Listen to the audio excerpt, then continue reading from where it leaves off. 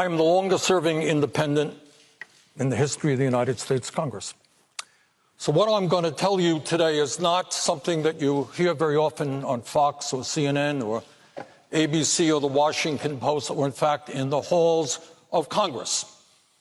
What I'm going to tell you is that the working class and the middle class of this country are in serious trouble.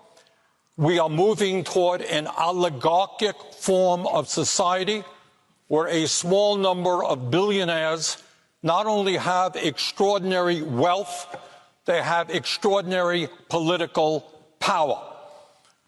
We are living at a time when half of our people are living paycheck to paycheck in the wealthiest country on earth, when 70 million Americans have no health insurance or are underinsured, when we have a starvation minimum wage at the federal level of $7.25 an hour, where half of the elderly workers, older workers in this country, have nothing in the bank as they fear retirement.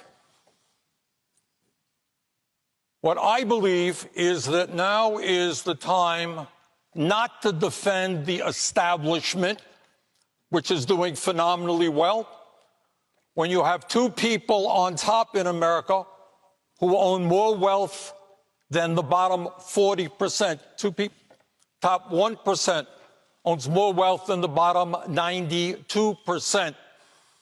CEOs of major corporations today are making 350 times more than their workers, and we have more income and wealth inequality than any time in American history.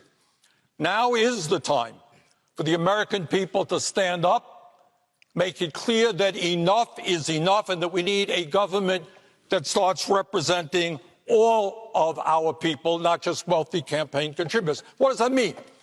It means that we have to end a corrupt political system in which big money buys elections.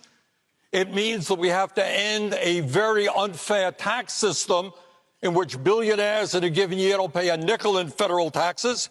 It means we have to raise the federal minimum wage to at least $15 an hour. It means that we have to join every other major country on earth in understanding that health care is a human right, not a privilege, and stop spending twice as much per capita on health care to enrich the drug companies and the insurance companies. It means that Medicare is going to have to negotiate prescription drug prices so that we can lower the cost of prescription drugs by 50%. It means that we cannot continue to be the only major country on earth not to have paid family and medical leave.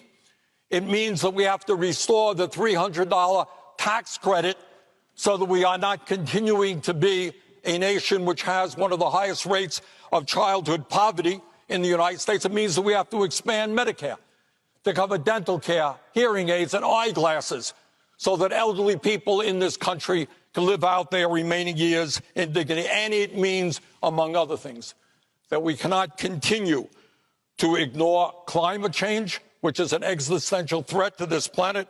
And obviously, given the tragedies that we have faced in the last month in terms of guns, we need serious and real gun safety legislation. Bottom line, let's create a government that works for all of us, not just the people on top. Thank you.